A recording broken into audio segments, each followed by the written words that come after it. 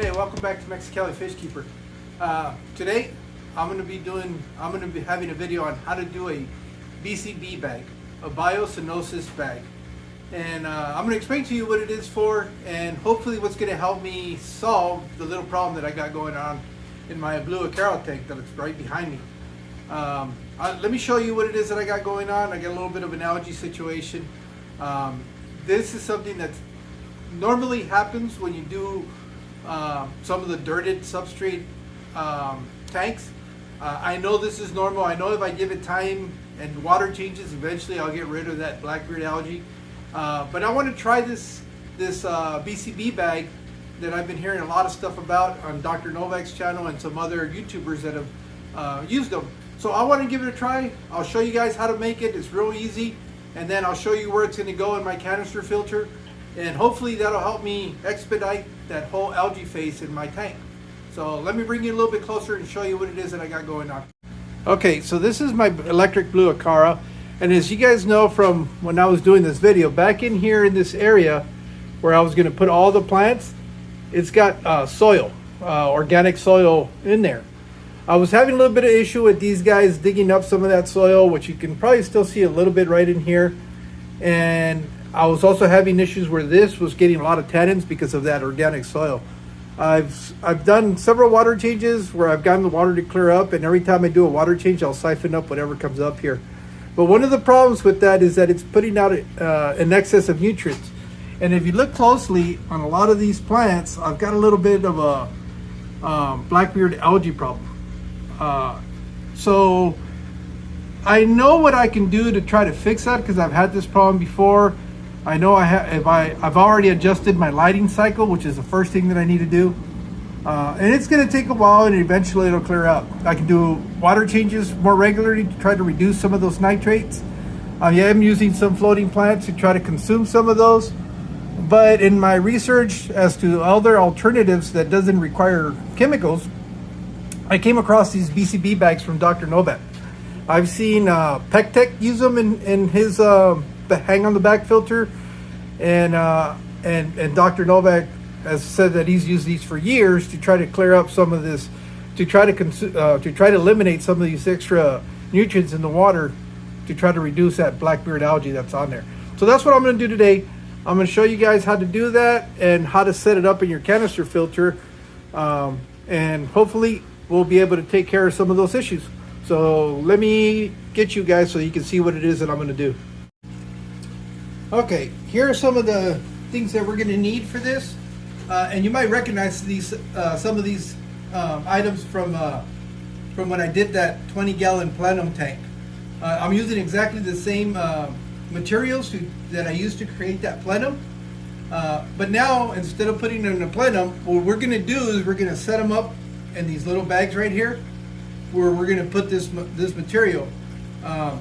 I'm going to put a link to Dr. Novak's channel where he goes through a detailed explanation as to what exactly is the I guess it could be a chemical reaction that is happening, and why these bags are able to absorb those extra nutrients within your aquarium, which are creating all that algae. He's been using this technology for years in ponds, and recently he's decided to bring this idea to the aquarium hobby. And so we're going to give it a go and see what it is we're going to do. So what we're going to need is a little bit of that, like I explained to you last time, it's natural clay. This happens to be a brand that you can find at most Walmarts, and it meets the requirements for what we need. It's got to be fragrance-free, non-clumping, natural clay. It could be this. It could be that quick absorb they use in a lot of auto shops. As long as it's clay-based and doesn't have any added fragrances to it, and it won't clump, it should work. The other thing that we're going to need is going to be an iron base. Now for this, and I didn't explain that in the last video, you could buy liquid iron and soak your clay in there, and it'll do the same function as this. This is laterite. It's just the powder form of that iron, of an iron source. You can also use like Seachem iron, not Seachem iron, but the gravel the red gravel that has iron in it, you can use some of that. So as long as it's a high iron source that'll combine with the clay is what you're trying to do. So it's real simple, real straightforward. What we're gonna need is these two ingredients and something to mix them in. So, hey Toby, say hi to the camera. You're on camera right now. All right, let me do my video. Go ahead and go. Go sit down. Not here, you need to go to your bed. Go to your bed. Come on. Come on. All right, let me get you over there. Okay, so we're obviously going to need a container that's clean, doesn't have anything in there, where we're going to mix our two items, or in this case, I guess you can call them ingredients if you want. So I got that right there, and I'm gonna mix enough so that I can put in these bags. One of the things you do have to make sure, and according to Dr. Novak, what you want is something that has very fine pores, because you don't want your clay and your iron to be seeping out of the bag.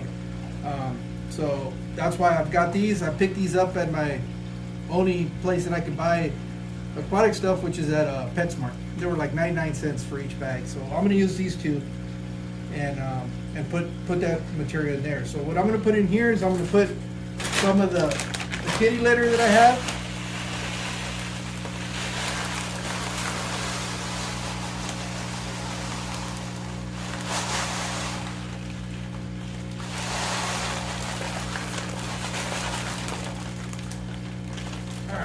Should be enough for there. And then we're going to go ahead and just mix in some of the iron. You want to be generous with this. There's different ways people do it. Some people will set up their bags where they'll put the clay on the outside, and then they'll somehow figure out how to put the laterite in the middle of that. But according to Dr. Novak, as long as you get all this mixed in together, it's going to work.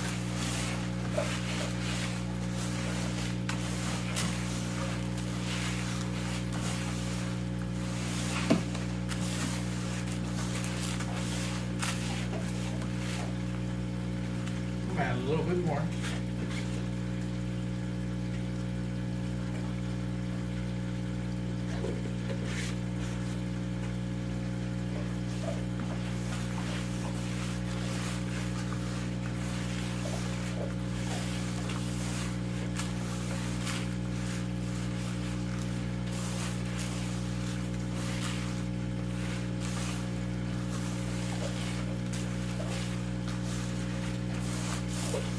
Okay, that's pretty good. And it's real simple. All we're going to do is take this stuff and fill these bags up.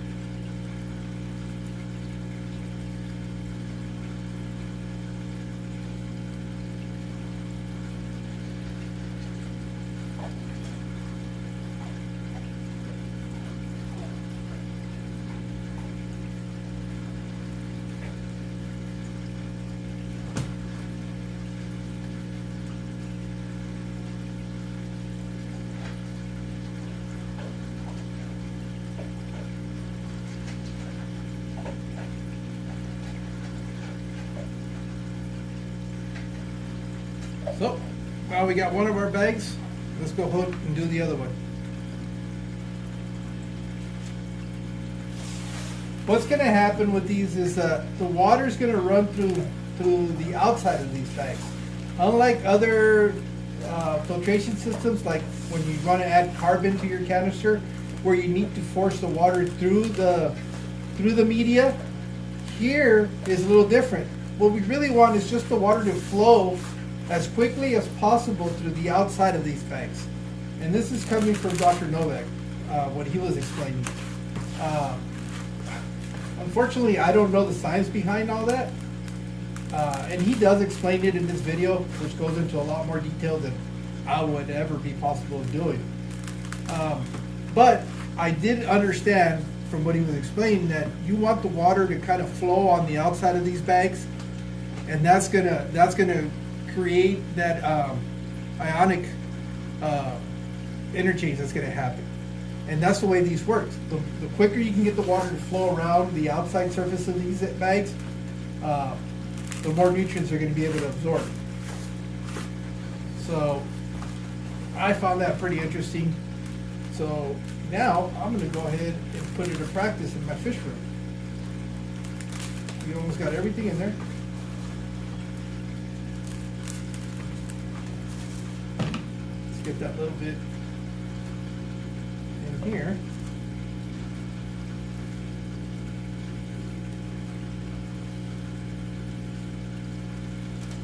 Oh. All right, that's good enough.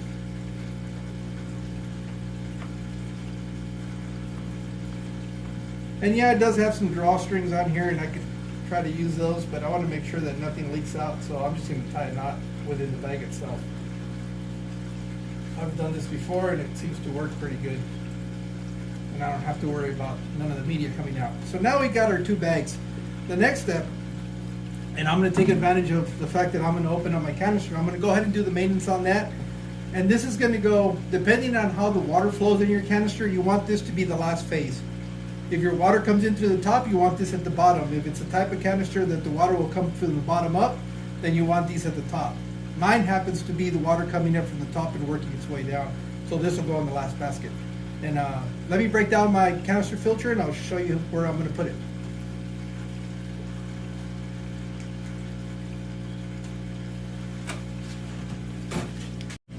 Okay, I'm going to show you a little bit of how I set up my canister filter. On the top, the very first basket, I've got my coarse pad, and this is the stuff you buy in a sheet and just cut it down to size. As you can see, it's a little dirty, so it's a good thing that I did it, because I can do a little bit of maintenance on this, and I'll get this cleaned out.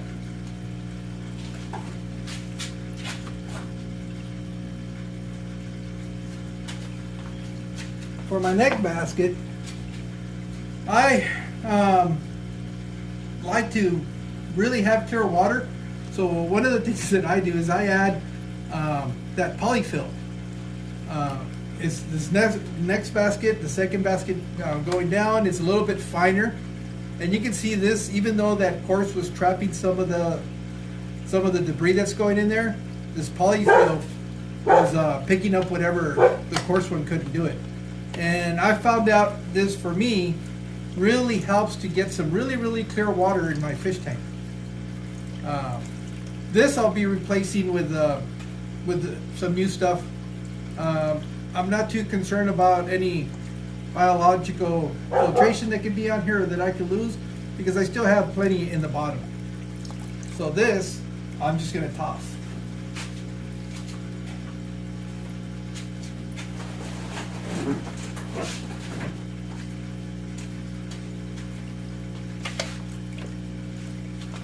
On the next tray is where I go a little bit overboard, because the next tray is where I have all my media.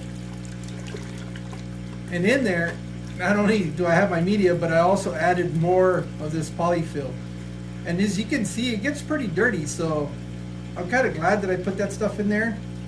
And I also do it because what I don't want is my media to get gunked up with debris. If you can see, my actual media is very clean, and it has to do a lot with all that polyfill that I'm using.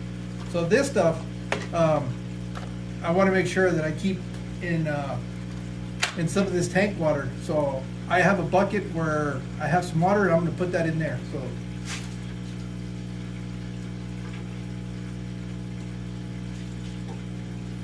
okay, here's another layer, and yeah, this is really dirty.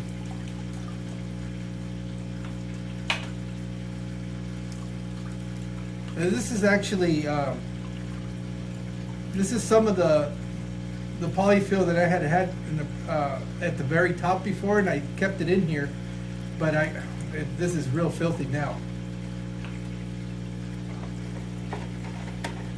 So the last tray is where I have all my ceramic media, and this is where what I'm going to be doing is I'm probably going to combine both of my medias, the media balls and these ceramics, and use this tray for the BCB bags. So I'm going to go ahead and put those together. And there shouldn't be anything in here. So now I'm just left with the water. I'm going to go ahead and dump this, and we'll start putting it back together again.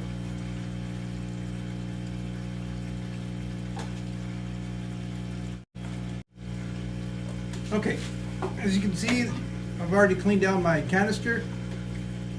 We're going to go ahead and go with the bottom tray. Maybe I should have, hold on. Okay, one of the things that I wanted to make sure when you put these back together again is that you get the intake and the outtake on the right sides. When I got this filter, somebody had already taken that guesswork out of mine. If you notice, it's got one where it says in, and I'll line that up with the intake. So, and since this has one of those UV lights in it, and I got to make sure that the baskets that I put in there are lined up with what's going to go in there. So that's what I wanted to check. I'm going to go ahead and put this down over here. So that's going to be the first basket in there. That's where I want to add my bags. Let's go ahead and put those in there.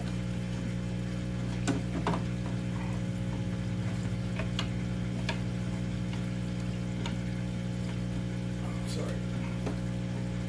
Those are in there already. The next tray is going to be my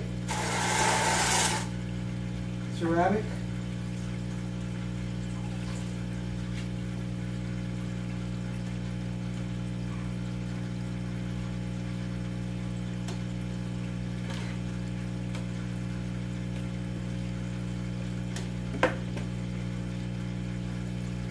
Actually, I think what I'm going to do is I'm still going to put just a little bit of the polyfill in there.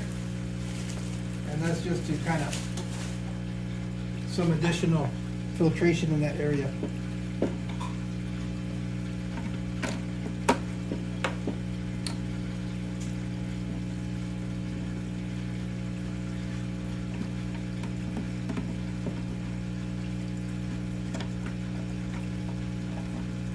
Okay, that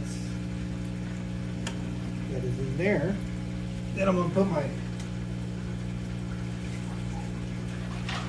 rings.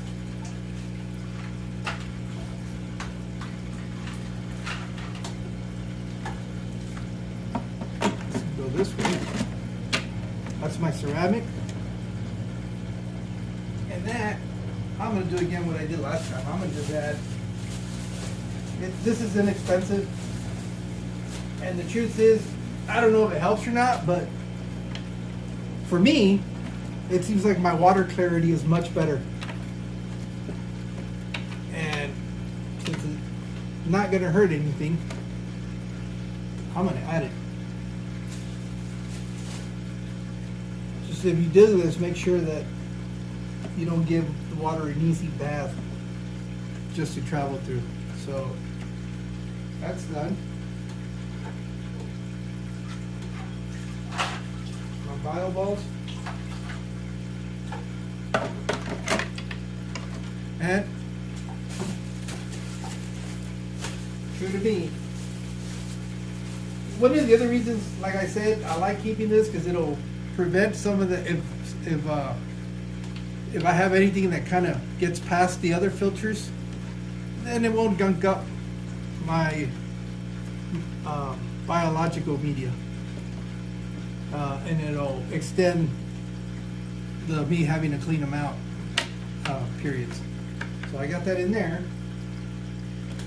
And the last one is the coarse pad, and I washed this out. I'm going to keep this one because even though I do have some biological beneficial bacteria in the ceramic and the bioballs, I'm just going to keep this just because I took out a bunch of that other polyfill that was there. So that's it pretty much. I'm going to put this back together, slap it in the tank, and that's how you do a BCB bag. As far as the results, I'll give you guys an update in a couple of weeks. What I should start seeing is some of that beard algae start turning purple, which is an indication that it's going to start dying out, and then it'll kind of look pinkish. So as soon as I start seeing some of that, I'll if it's before those 2 weeks, then I'll go ahead and record that so you guys can see what's going on. All right, so there you have it. I've got those BCB bags in the canister filter. Now it's just a matter of a wait time. We'll see what starts happening. Like I told you guys, one of the things that I should start seeing is all that beard algae on these swords that are on there should start turning either like purplish light pink color, which is an indication that they're dying out.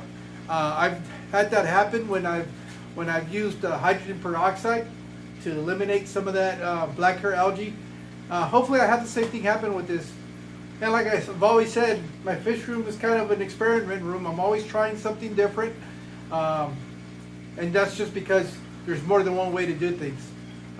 And I truly believe that what works for me might not necessarily work for you. It doesn't mean that I'm wrong or you're wrong. It just means it's different.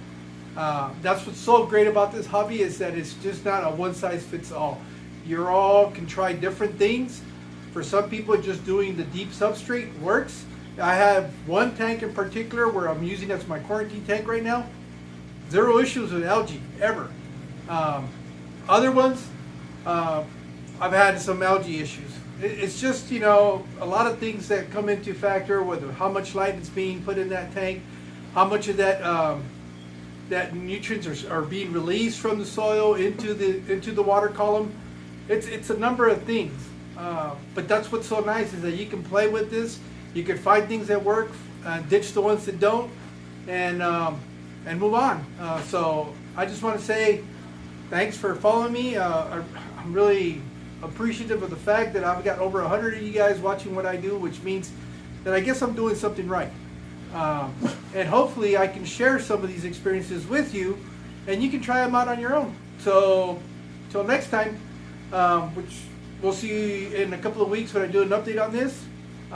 Tomorrow, I'm actually going up to Phoenix. We're having a fish swap for our fish club up in Phoenix. So that's the first time I'm going to swap. I'm pretty excited. I know my wife isn't, because I might be spending a little bit more money than I'm supposed to be spending. But you know, that's just part of the hobby. So it is what it is. All right, see you guys the next time. Have a good one.